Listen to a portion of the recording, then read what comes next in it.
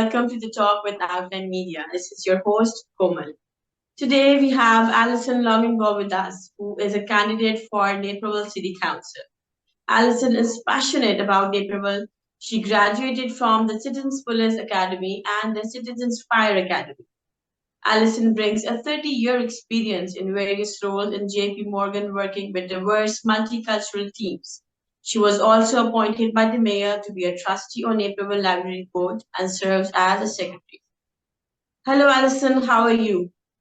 I'm very good, thank you. Thanks for having me here today and for interviewing me. We are also very excited to have you on board. Allison, have you always lived in Naperville? What skills, experience do you bring to council?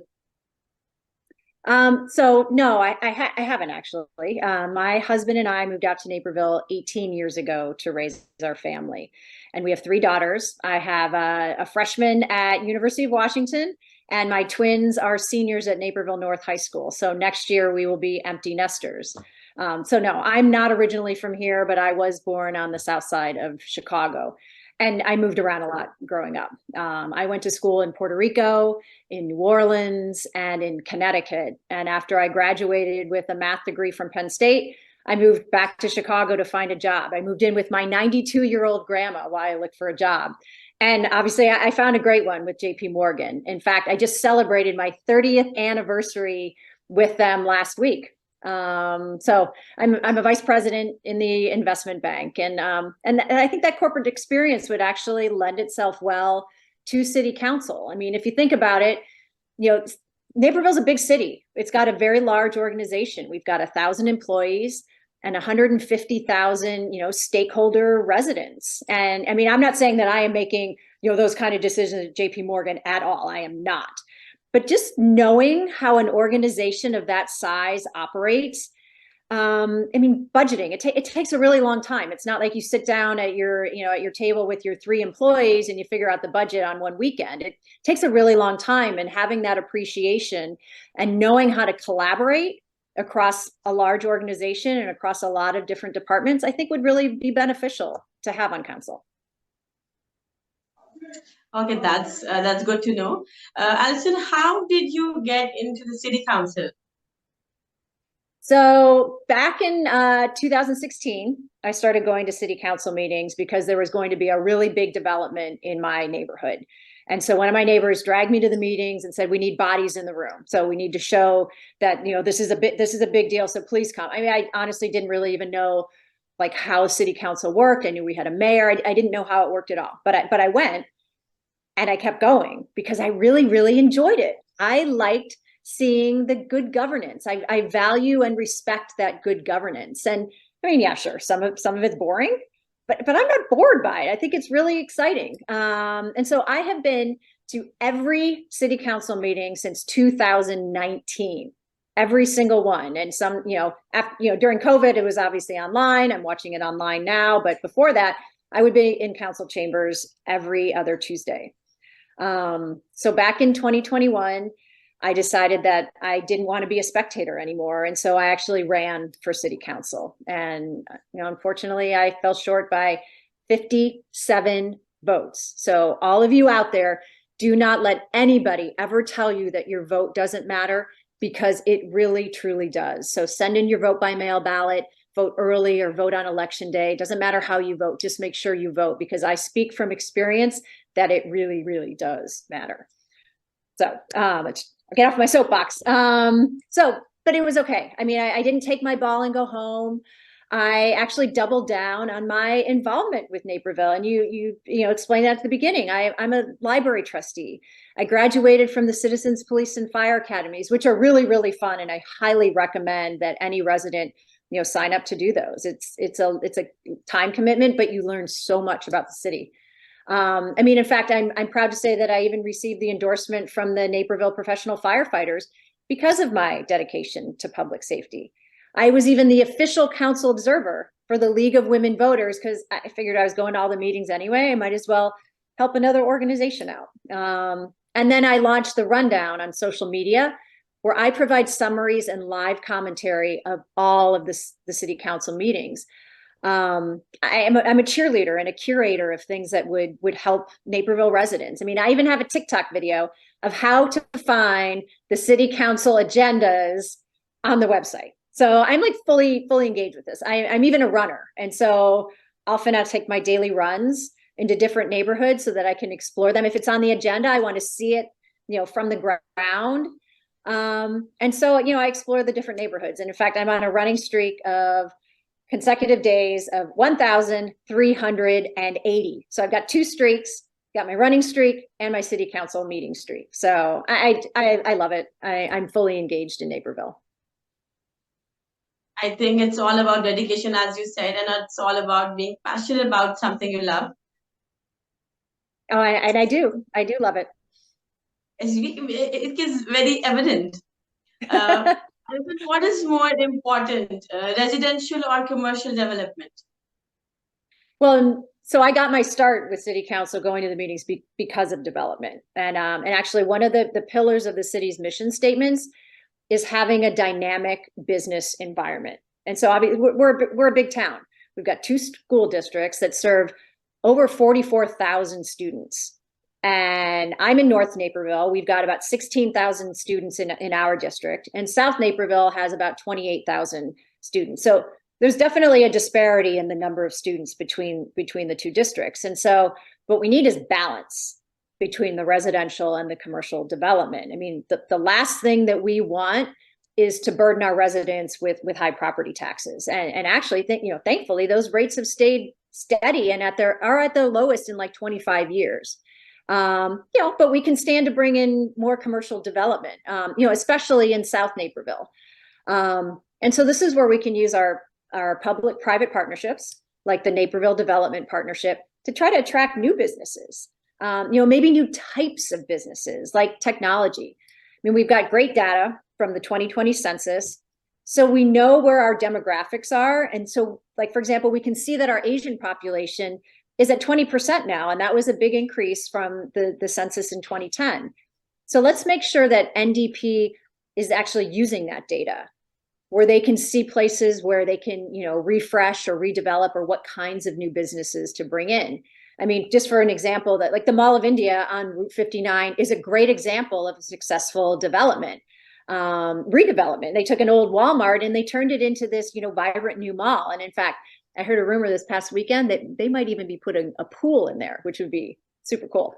So those are all just great opportunities to refresh existing spaces and to bring in that balance of residential and commercial development. They're both important. I sincerely hope that there is a balance that you are looking for. So are there any priorities for city services in the next few years? We have a lot of big ones. I mean, the second pillar of the city's mission statement is to provide services and sound fiscal management. And so we've got some big priorities coming up that are going to kind of tackle both of those. I mean, first of all, is infrastructure.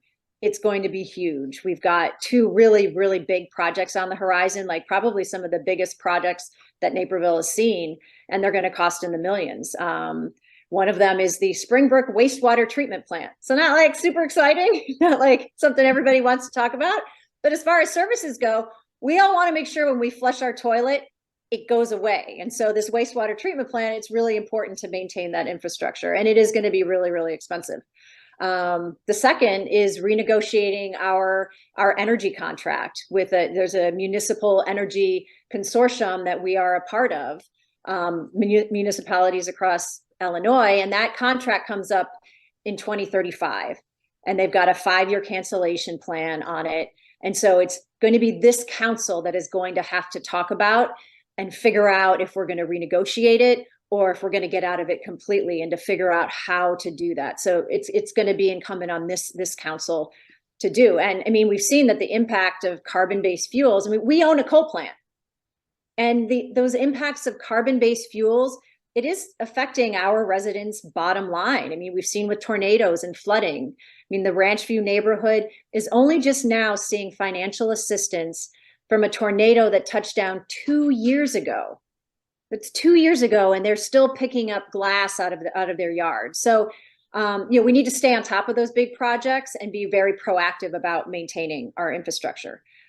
Second is public safety. I mean, we are yet again one of the safest cities in the United States, and the data proves that. As you see, the data is super important to me. I'm an analyst, and so I like the numbers. We're hearing a lot of rhetoric out there that inner city crime is coming to Naperville, but the data doesn't show that. We are a safe city.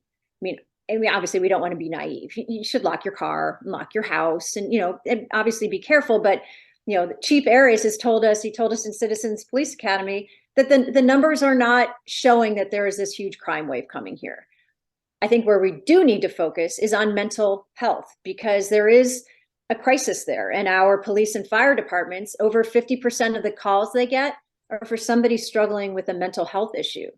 So I think if we need to put any resources, it's toward social workers. And, I think, in fact, I know the chiefs are working on that problem. And so what we would do as council is we need to make sure that we are helping to resource those solutions.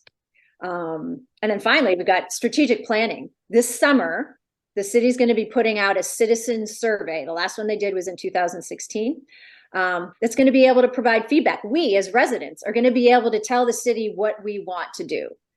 And that's going to be, again, measurable data. It's going to show what we really want. Like, is our priority traffic, or is it a parking deck or parks? Where is the priority? And so that's going to be really important for residents to return that survey, even kids to get involved with that. So those are just three priorities that the city is going to see over the next few years. I think these are the most important ones that needs to be, discussed. So, what do you expect out of the DEI resources with the city has allocated to diversity, equity, inclusion? So that's actually the final pillar of our mission statement. We got 3 on the mission statement. And the third one is that we are an inclusive community that values diversity. And that's new. It was only added in the last few years. And it's super exciting because it means that it gives our decision makers the ability to craft policy that includes diversity. And so all 3 pillars of the mission statement, they need to work together. And, council members might think that, one of the pillars is more important than the other, and that's fine, but they can't pick and choose and ignore one of them. Like, they all work together. We can't have excellent services without fiscal responsibility, and we can't have a dynamic business environment without diversity. And so it all makes Naperville that desirable community that it is today. And so because of that, we have a DEI director, and she's absolutely wonderful, and can kind of help direct those resources. And so I would expect out of our DEI, I would expect her to do quite a few things with the DEI efforts. And so first would be providing guidance to the hiring process across all departments to make sure that it's consistent. And there might be departments that require more diversity training. For example, our police and fire department might require more or different, but just to make sure that it's a consistent message that's going across all departments, and providing metrics to see where we might be falling short. Training. Oh, I just said training. Oh, guidance to the hiring. Training. Yeah. Training is consistent across all departments. But then also with training is to provide opportunities for us as residents to actually take that diversity training as well. I mean, not everybody has the benefit of working for a super large corporation that offers a whole multitude of diversity training, whether it's required or optional. I mean, our diversity training is absolutely wonderful, but not everybody has the benefit of that. So offering that to residents to take as well is super helpful. And then oversight. And we want to make sure that new policies and ordinances follow the mission statement. So hiring her has been incredibly worth it. And she's just absolutely wonderful. So what is the favorite place that you have traveled? So obviously I've lived a lot of different places, growing up, I've been all over, but I've also traveled all over the world. My dad, traveled for his job. And so I was able to follow on quite a lot of things. So I've traveled all over the Middle East. I've traveled in Asia and in Europe. And I'll have to say my favorite recent place was Iceland. So I did a half marathon there pre-pandemic. And then right after they opened the borders after the pandemic, we took our family there And it was incredible. We were there in June. And in June, like, so right, right around the, the 21st were the, the longest day of the year. And there were only 4 hours of semi-darkness. So we went out for ice cream at like 10 p.m. and it was still sunny out. So it was an incredible, we had these super long days, but we were able to see so much. But I just absolutely love traveling, and I love, jumping into different cultures and seeing, all that the world has to offer. It's a wonderful place. Thank you so much, Allison, for sharing your experiences and your expectations, your priorities that you have for the city council. We wish you all the best for the upcoming elections. Oh, well, thank you. I mean, I really, truly love Naperville. It's a great town. I mean, I moved here because of the schools and the convenience of my train commute. And I just fully embraced all that Naperville has to offer. I mean, from its park district services, lots of soccer with my little kids. We have our #1 library in the country. I've marched in parades when I was a Girl Scout leader. I was a charity runner in our half marathons. I mean, I've enjoyed everything that the city has to offer, and so I'm giving back to it now. And so, thank you so much for this opportunity to talk to you and to introduce myself to your viewers. So thank you. That's all for today. We'll be back with another episode. This is Komal from Outland Media signing off.